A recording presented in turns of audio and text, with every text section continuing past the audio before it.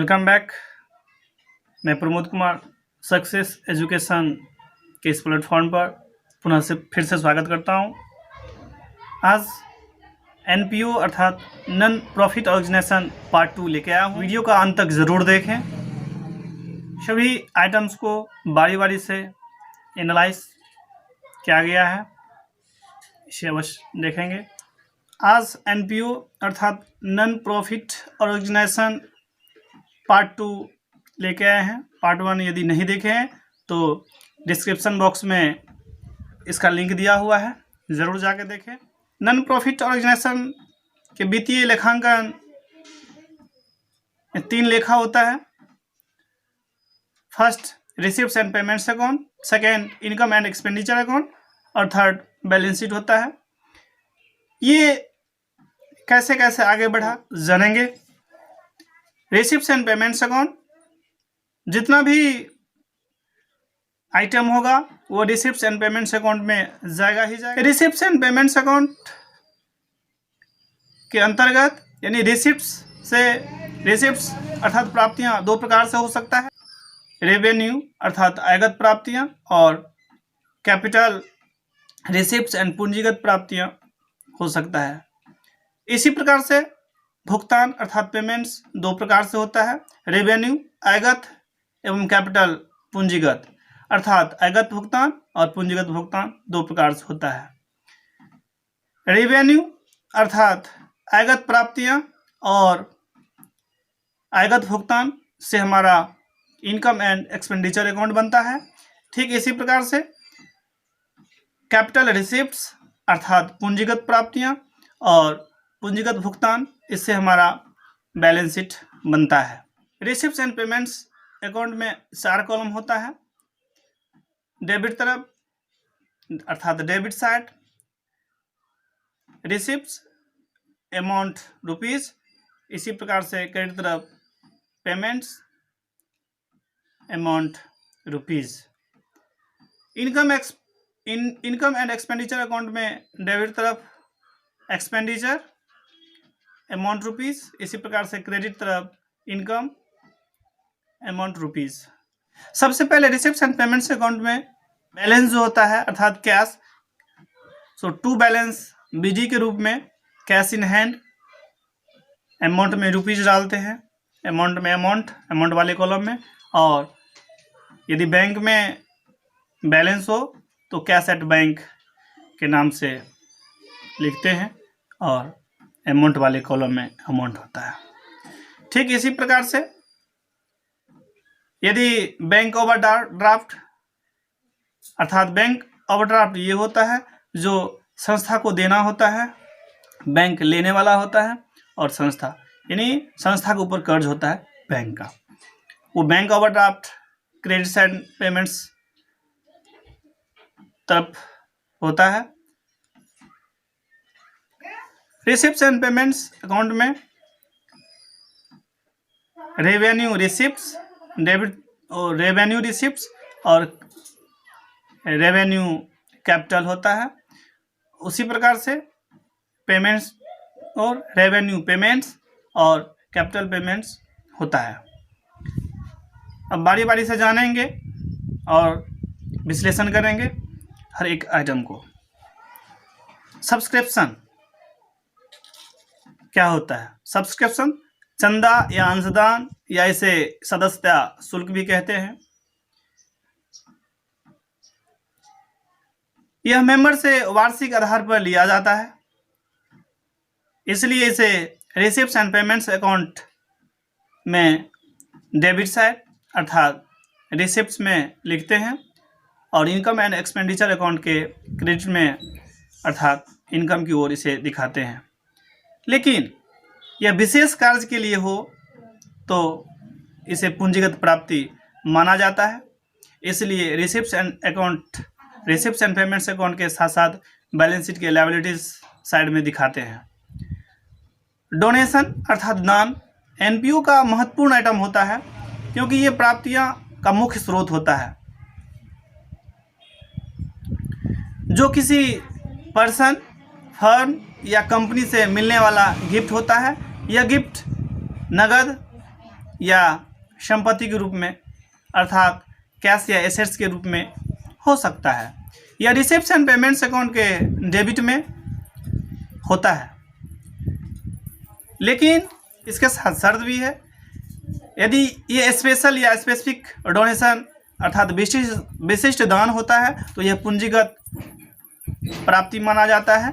Balance sheet के liability side में से दिखाते हैं।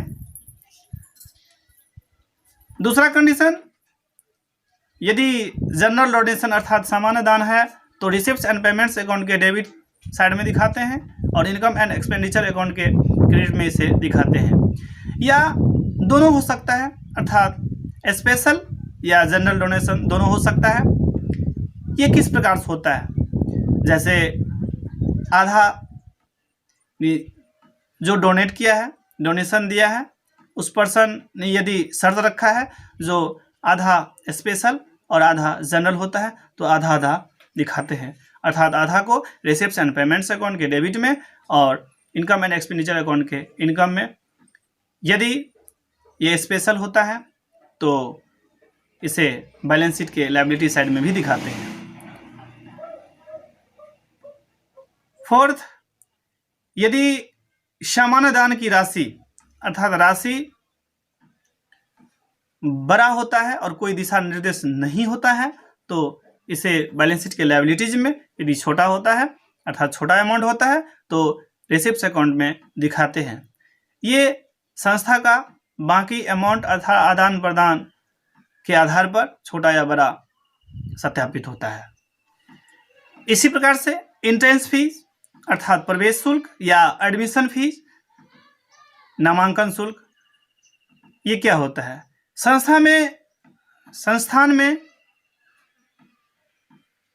संस्थान का मेंबर अर्थात सदस्य बनने के लिए जो शुल्क अर्थात फी देते हैं उसे एडमिशन फी कहते हैं।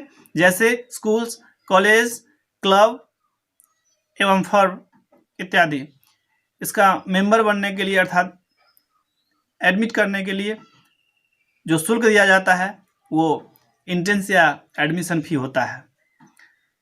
इसका भी रूल्स एवं शर्त हैं। यदि सदस्य एक ही बार लिया गया राशि होता है तो यह पूंजीगत प्राप्ति माना जाता है, इसलिए इसे रिसिप्ट्स एंड पेमेंट्स अकाउंट के डेबिट के साथ साथ बैलेंस शीट के लायबिलिटीज में दिखाते हैं। यदि यह वार्षिक आधार पर हो तो रिसिप्ट्स एंड पेमेंट्स अकाउंट के डेबिट में, इनकम एंड एक्सपेंडिचर अकाउंट के क्रेडिट में अर्थात इनकम साइड इसे दिखाते हैं। यदि कोई दिशा निर्देश नहीं होता है तो यह वार्षिक माना जाता है अर्थात वार्षिक आधार पर माना जाता है। रिसिप्ट्स एंड पेमेंट अकाउंट के डेबिट में, इनकम एंड एक्सपेंडिचर अकाउंट के क्रेडिट में दिखाते हैं। नेक्स्ट है लेगेसीज। लेगेसीज क्या होता है? वसीयत। ये वसीयत क्या होता है? यह भी एक प्रकार का गिफ्ट अर्थात उपहार या दान होता है। यह मृत व्यक्ति के इच्छा अनुसार मिलता है। यह अधिक राशि या संपत्ति के रूप में मिलता है, या तो कैश नगद या तो एसेट्स अर्थात संपत्ति के रूप में मिलता है। यह बार बार नहीं मिलता है, इसलिए इसे पूंजीगत आय माना जाता है। यदि अधिक राशि होता है तो ये रिसिप्ट्स एंड पेमेंट्स अकाउंट के डेबिट और लायबिलिटीज में दिखाते हैं।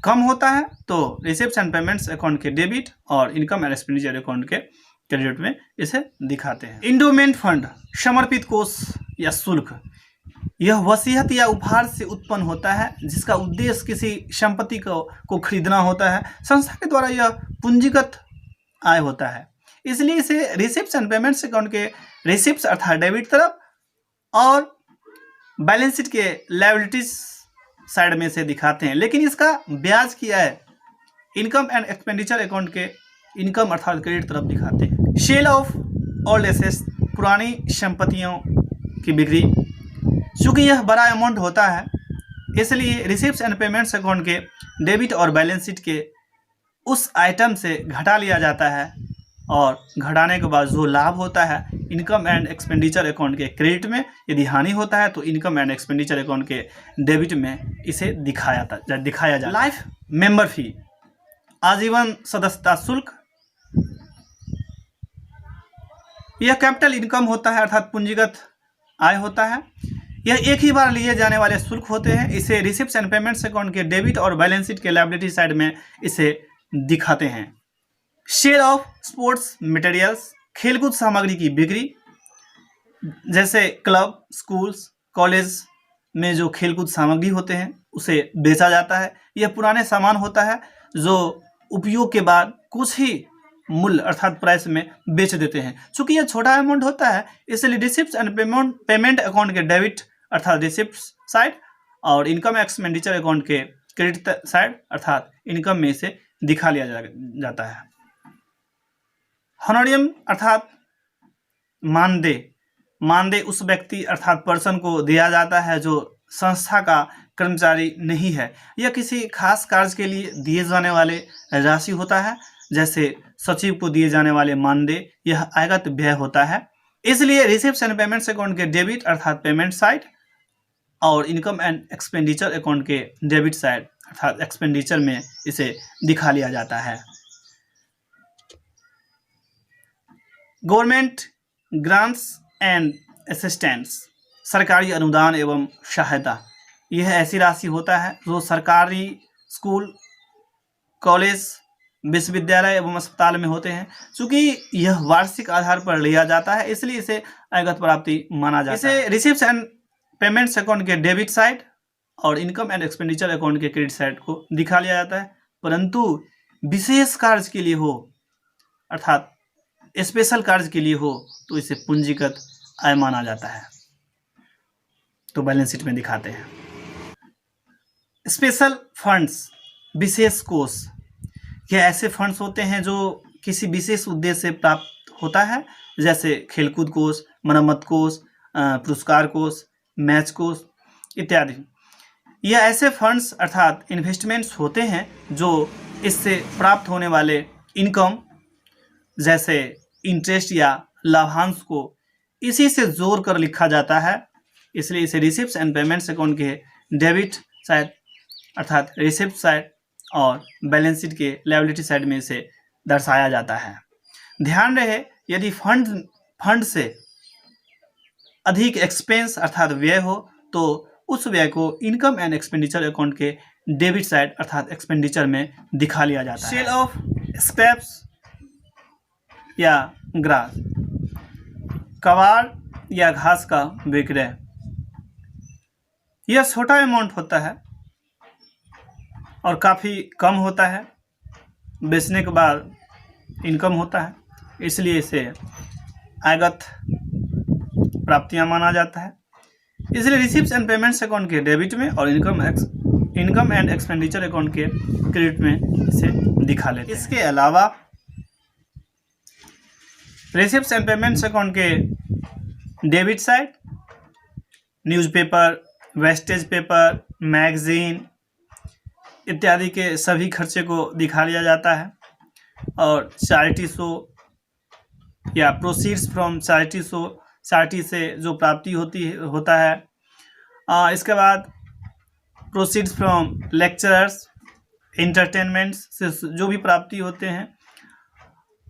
रेंट ऑफ हॉल का किराया, इंटरेस्ट ऑन फिक्स्ड डिपॉजिट, सावधि जमा पर ब्याज, इंटरेस्ट एंड डिविडेंड, ब्याज एवं लाभांश, lockers rent, sale of scrap इत्यादि सभी मदे को रिसिप्ट्स साइड दिखा लिया जाता है। रिसिप्ट्स एंड पेमेंट्स अकाउंट के क्रेडिट साइड भी कुछ मदे को जैसे salaries and wages, rent, rates and taxes, audit fee, इसके अलावा postage and courier, telephone, advertisement, printing and stationery, insurance इत्यादि सभी मदे को क्रेडिट साइड दिखाया जाता है।